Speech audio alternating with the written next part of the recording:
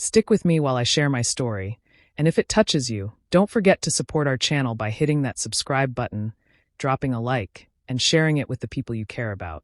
I was standing in the middle of the banquet hall, smiling as friends and family celebrated my engagement to Ethan Carter. Soft music played in the background, people laughed around the tables, and for the first time in a long time, everything in my life felt right. I had spent months helping plan this night. Every detail mattered to me. The flowers, the decorations, the food, and the people invited were carefully chosen. I wanted this evening to be a happy memory that Ethan and I would never forget. I was talking with Ethan's mother when I noticed movement near the entrance. At first, I didn't pay much attention. Guests had been arriving all evening. But then I looked up again. My heart nearly stopped. 2 people had just walked through the doors. For a second, I thought I was imagining things. I blinked several times, hoping I was wrong. I wasn't. Richard and Diane Bennett were standing there. My parents. The room suddenly felt smaller. The conversations around me became distant, almost like I was underwater. I couldn't hear what anyone was saying. They looked completely comfortable, smiling as they stepped inside as if they belonged there. I gripped my glass so tightly that my hands started shaking. 8 years. 8 years had passed since I had last seen them. I never expected to see them again, especially not here. Ethan noticed the change in my face immediately. "Avery," he asked softly, "are you okay?" I couldn't answer right away. My eyes stayed fixed on the entrance. My parents were scanning the room, looking around at the guests. Then Diane spotted me. The smile on her face grew even wider. She nudged Richard and pointed in my direction. Both of them started walking toward me.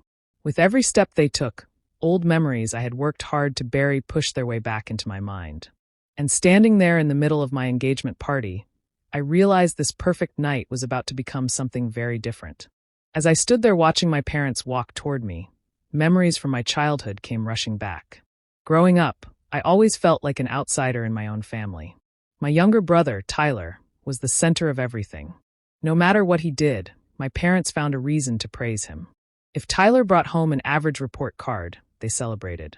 If I brought home straight A's, they barely looked at it. Sometimes they would simply nod and change the subject. I worked hard in school because I hoped it would make them proud.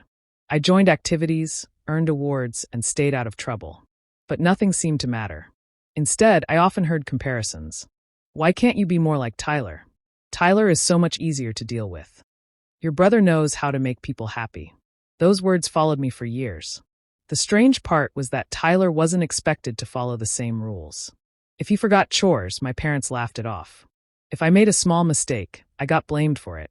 Whenever something went wrong in the house, attention somehow turned toward me. If Tyler and I argued, I was told to apologize. If Tyler broke something, I was asked why I hadn't stopped him. It didn't matter what happened. I usually ended up being the problem. By the time I was 16, I had started working part-time after school. I bought many of my own clothes and paid for things I needed. I tried to stay independent because I didn't want to give my parents another reason to criticize me. Still, their attitude never changed. Family dinners felt uncomfortable. Conversations became shorter. I spent more time in my room because it was easier than dealing with constant disappointment. The hardest part wasn't the unfair treatment. It was spending years hoping things would get better. I kept believing that if I worked harder, got better grades, or caused fewer problems, my parents would finally see me differently. But every time I thought I was getting closer to their approval, they moved the finish line farther away. No matter what I achieved, it never seemed to be enough. Everything changed on my 18th birthday. I woke up that morning expecting nothing special. My family had never made a big deal out of my birthdays, but I still thought the day would pass like any other. Instead, it became the day I lost my home. When I came downstairs, Richard and Diane were waiting in the living room. Several large garbage bags sat on the floor beside them. At first, I thought they were cleaning out a closet. Then Richard pointed at the bags. "Start packing your things," he said. I stared at him, confused. "What do you mean?" His expression didn't change. "You're 18 now. It's time to learn responsibility." I honestly thought he was joking. When I realized he wasn't, my stomach dropped. I looked at Diane, hoping she would say something different. She didn't. Instead, she calmly told me that Tyler needed my bedroom. She said it made more sense for him to have the extra space. I couldn't believe what I was hearing. I asked where I was supposed to go. Neither of them gave me an answer. I tried to reason with them. I asked for a few weeks. I offered to help pay bills. I promised I would find another place as quickly as possible. Nothing worked. Richard gave me 1 hour to get out.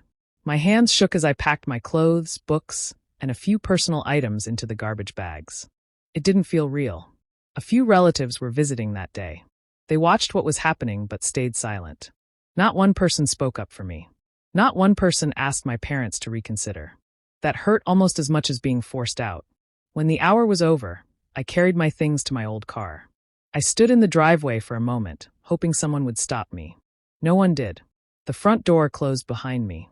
That night, I parked in a quiet lot and sat alone in my car. I barely slept.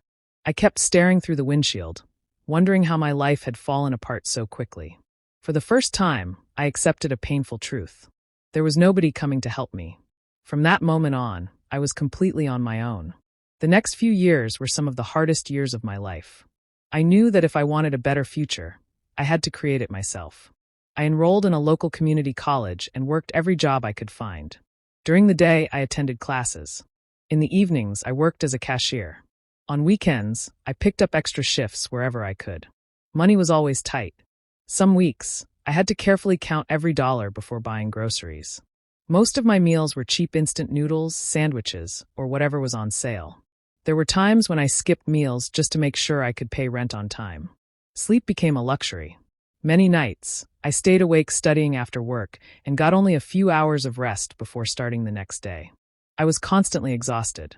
There were moments when I questioned whether all the effort was worth it.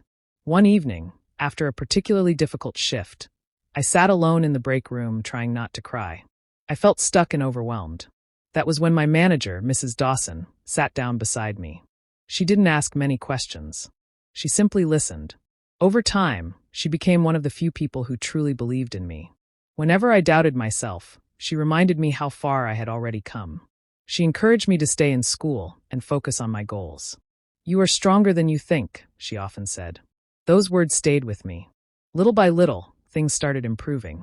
My grades remained strong, and I eventually completed my associate degree. Instead of stopping there, I continued my education and worked toward a business degree. The process wasn't easy, but I refused to quit. Years of hard work finally began to pay off. After graduation, I applied for several positions and received an offer from a successful real estate investment company. It was the first professional job I had ever had. When I walked into that office on my first day, I felt proud of myself. For the first time in years, I wasn't just surviving. I had a stable income, a place to live, and a career with real opportunities. The future no longer felt frightening. For the first time, it actually looked bright. A few months after starting my new job, I signed up for a local volunteer event. It was a weekend program that helped renovate homes for elderly residents in the community. That was where I met Ethan Carter. At first, he was just another volunteer working alongside everyone else. We spent most of the day painting walls and carrying supplies. What caught my attention wasn't what he said. It was how he treated people. He was patient, respectful, and kind to everyone around him. During lunch, we started talking. The conversation felt easy. There was no pressure and no judgment. Over the next several weeks, we continued seeing each other at different volunteer projects. Our friendship grew naturally. One thing that stood out was how carefully Ethan listened. When I spoke, he paid attention. He remembered small details about my life and always encouraged my goals. I wasn't used to that. For a long time, I had learned to keep certain parts of my past to myself. Eventually, I decided to tell Ethan about my family and the difficult experiences I had gone through. I expected pity. Instead, he simply listened. He never tried to minimize my feelings or tell me to get over it. He respected my experiences and supported me without making me feel broken. As our relationship grew stronger, he introduced me to his parents, Mark and Susan Carter. I was nervous the first time I met them. To my surprise, they welcomed me warmly from the very beginning. They invited me to family dinners, holiday gatherings, and simple weekend visits. They asked about my work, my interests, and my future plans. For the first time, I felt what a healthy family could look like. There were no constant criticisms. There were no impossible expectations. There was only kindness and support. Slowly, I began letting down the walls I had built over the years. I started trusting people again. I started believing that I deserved happiness. Then one evening, Ethan took me to a quiet park overlooking the city. After a long walk, he stopped, smiled, and got down on one knee. He asked me to marry him. Without hesitation, I said yes. It was one of the happiest moments of my life. As my parents walked through the engagement party, they acted as if they had been part of my life the entire time. Richard shook hands with guests and smiled proudly. Diane moved from table to table, speaking warmly to people she had never met before. What shocked me most was the way they introduced themselves. They spoke like caring parents celebrating their daughter's special day. Anyone listening would have thought we had a close relationship. I stood there in disbelief. Not once did they acknowledge the years that had passed. Not once did they mention their absence. When several guests congratulated them, they accepted the compliments without hesitation. It felt like they were performing a role. As the evening continued, Ethan stayed close to me. He could tell something was wrong. A few days later, the answers started coming. One of my distant relatives contacted me after hearing about the engagement party. During our conversation, she mentioned that my parents had been asking questions about me for months. That immediately caught my attention. For years, they had shown no interest in my life. Why now? The more I learned, the more the situation started making sense. Tyler had been making one bad decision after another. He had borrowed money from different people and spent far beyond his means. The debts kept growing. Instead of taking responsibility, he continued making things worse. Eventually, Richard and Diane found themselves dealing with the consequences. They were struggling, worried, and desperate for a solution. At the same time, they had heard about my career and financial stability through relatives. They learned that I had built a successful life. Suddenly, after years of silence, they wanted to reconnect. The timing wasn't a coincidence. It became painfully clear why they had appeared at my engagement party. They weren't there because they missed me. They weren't there because they regretted the past. They were there because they needed something. Once I understood that, their behavior during the party looked completely different. Every smile, every compliment, every kind word. It all felt planned. For years, they had treated me like I didn't matter. Now they were acting like loving parents. The more I thought about it, the harder it became to believe that any of it was genuine. After the engagement party, the phone calls started. At first, they came every few days. Then they became almost daily. Richard and Diane suddenly wanted to talk about everything. They asked about my work, my plans, and the wedding. They spoke kindly and acted as if they wanted to reconnect. More than once, they told me they regretted the distance between us. They said they wanted a fresh start. Part of me wanted to believe them. No matter how much pain they had caused, they were still my parents. A small part of me hoped they had finally changed. Still, I stayed careful. Something about the situation didn't feel right. Whenever we talked, they avoided discussing specific details from the past. Instead of taking responsibility, they spoke in general terms. We all make mistakes. Families go through difficult times. It would be nice to move forward. Weeks passed before the real reason for their sudden interest finally came out. One evening, Richard asked if we could meet in person. I agreed. The conversation started normally, but eventually he got to the point. Tyler's financial situation was far worse than I had realized. The amount he owed wasn't small. It was a huge debt that had become impossible for him to manage. Richard explained the situation and then looked directly at me. He said they needed help. My help. Diane quickly joined the conversation. She said families should support one another during difficult times. Then they asked me to contribute a large portion of my savings. I sat there in silence for several seconds. I couldn't believe what I was hearing. After years of absence, they weren't asking for forgiveness. They weren't trying to rebuild trust. They wanted money. I calmly told them no. The reaction was immediate. The warm smiles disappeared. The friendly voices became colder. Richard accused me of being selfish. Diane said I was turning my back on family. They reminded me again and again that Tyler was my brother. But the more they pressured me, the more certain I became. I had worked hard for everything I had. I wasn't responsible for fixing problems I didn't create. As I listened to their complaints, I realized something important. The caring parents they had pretended to be were gone. In truth, they had never been there at all.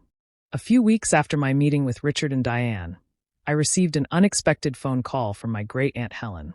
She was one of the oldest relatives in the family, and someone I had not spoken to in a long time. She sounded nervous. After exchanging a few greetings, she told me there was something important I needed to know.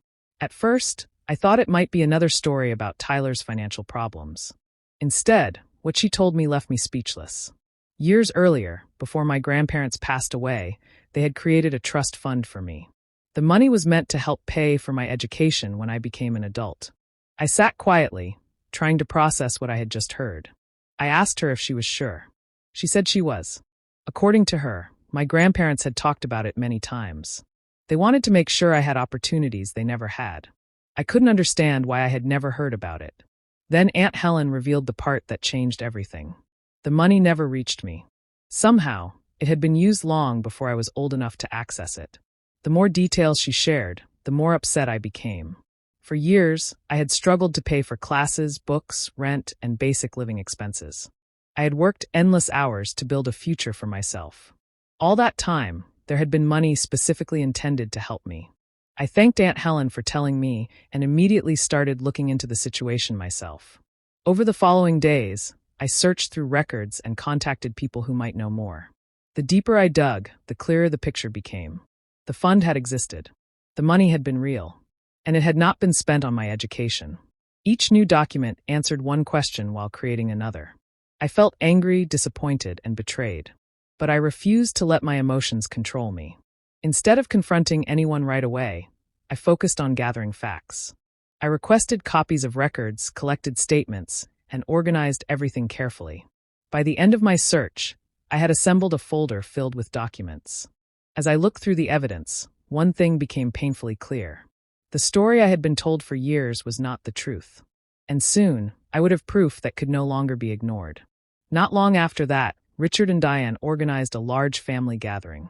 They told everyone it was an opportunity to bring the family together and move forward. Many relatives attended. Some of them had not seen me in years. When I arrived with Ethan, I noticed my parents acting confident and relaxed. They greeted guests warmly and behaved as though everything was perfectly normal. For most of the evening, I stayed quiet. I listened to conversations and watched people interact. Then, when everyone was gathered in the main room, I decided it was time. I stood up and asked if I could say something. The room grew quiet. Richard smiled, probably expecting me to say something positive. Instead, I calmly began sharing my side of the story. I talked about years of unequal treatment and how different the expectations had always been for Tyler and me. Several relatives looked surprised. Others looked uncomfortable. Then I explained what I had recently discovered. I presented copies of documents and records that showed what had happened to the educational fund my grandparents had created for me. One by one, I handed the papers to family members. The room became silent. People carefully read the documents while looking back and forth between me and my parents. For the first time, Richard and Diane looked nervous. Questions started coming from every direction. Relatives wanted explanations. They wanted answers. The image my parents had spent years protecting began to crack. As the discussion continued, more family members started speaking openly about things they had noticed over the years, but never questioned. The atmosphere changed completely. Then Tyler spoke. To my surprise, he wasn't angry at me. He turned toward Richard and Diane. Years of frustration poured out of him. He blamed them for never teaching him responsibility and for constantly rescuing him from the consequences of his choices. The argument quickly escalated. Old secrets, hidden resentments, and painful truths filled the room. People who had once defended my parents were no longer doing so. By the end of the evening, nobody was celebrating family unity anymore. The truth was finally out in the open. I hadn't yelled. I hadn't insulted anyone. I had simply presented the facts. And sometimes the truth is far more powerful than anger.